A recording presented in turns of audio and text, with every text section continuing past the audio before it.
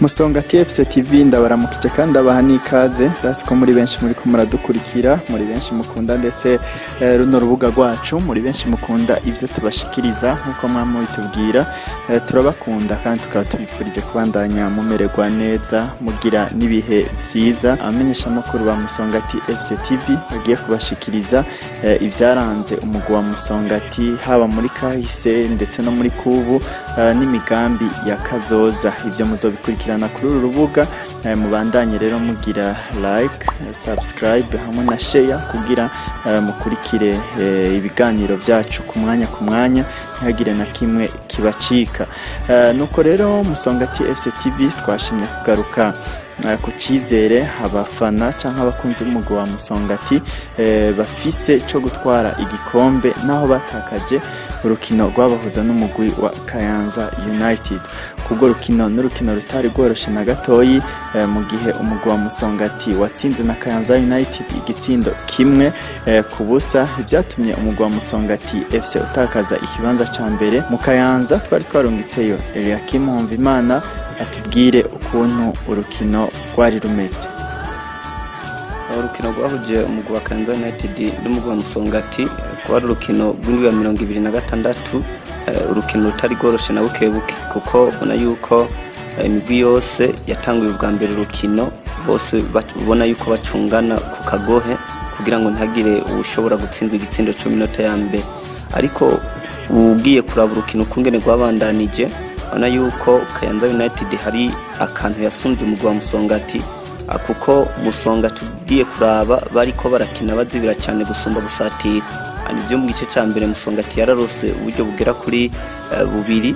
bwo gushobora gutsinda igitsindo ariko ntibashobora kubukoresha neza ani mu gihe Kayanza United bobo mu gice ca mbere bagirageza guterera imipira kure kugira ngo bashobore kuraba yuko batsinda igitsindo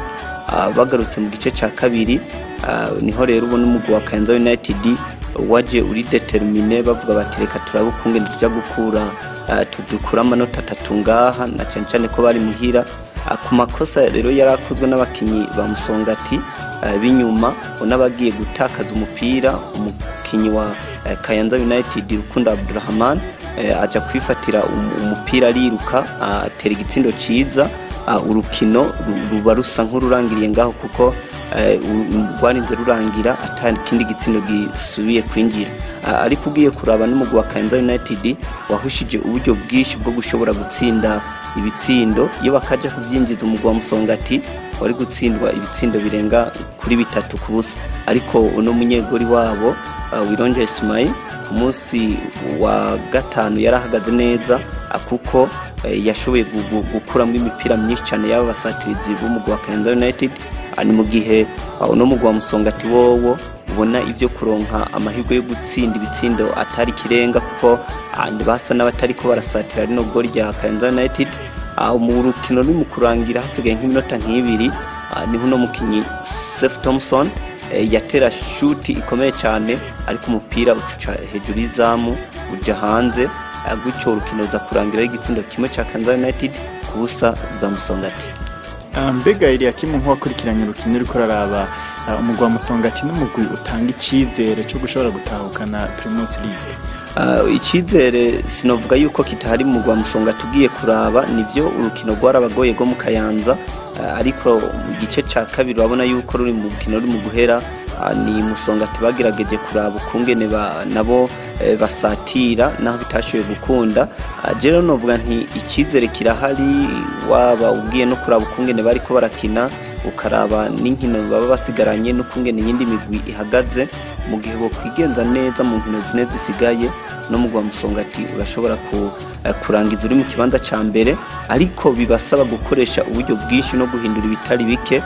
kuko ugiye kurabiza inkino zibiri bamaze imisi bakina uravye ko bakinye na Aigle Noir de Fighters bayakirira kuri Stade Ngoma n'urubari bakiriwe na Kayanza United urabona yuko ari umugwi wa Musongati uko bagiye guhagarika ihiganwa babise umugwi serukira gihugu kugira ngo witegure basubiye inyuma rero birasaba gukora kugira ngo basubire kugaruka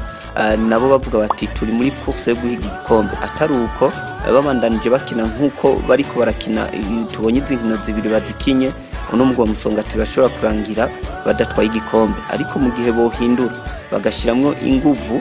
bakabona yuko nabo bishoboka ko batwara igikombe, barashobora kurangiza neza, kuko ugiye kuraba wanashaka n'inkino basigaje ugereranije n'iyindi migwi, urabona yuko ni musongati ifise inkino nivyo sinovuga ngo ziroroshe kuko bazosohoka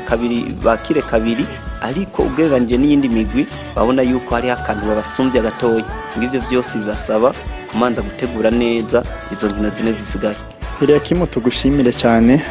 murumvise uko atubwiye urukino rwagenze, abafana twashoboye kuganira, abakinnyi bamwe twaganiriye bose bakabatanga icyizere yuko umugwa wa Musongati ushobora gutahukana igikombe cya Primus League cuno mwaka. Hanyuma rero nagomba ndababwire yuko no mugwi uri mu kibanza cya gatatu kugeza ubu, bibutse ko ku munsi wa 27 wihiganwa no mugwa wa Musongati uzokwakira kuri stade Ngoma umugwa wa Reserefa. Aha rero ni urugamba rutoroshe kugira umugwa wa Musongati bandanye urondera gutwara igikombe. Nuko ntimwibagire yuko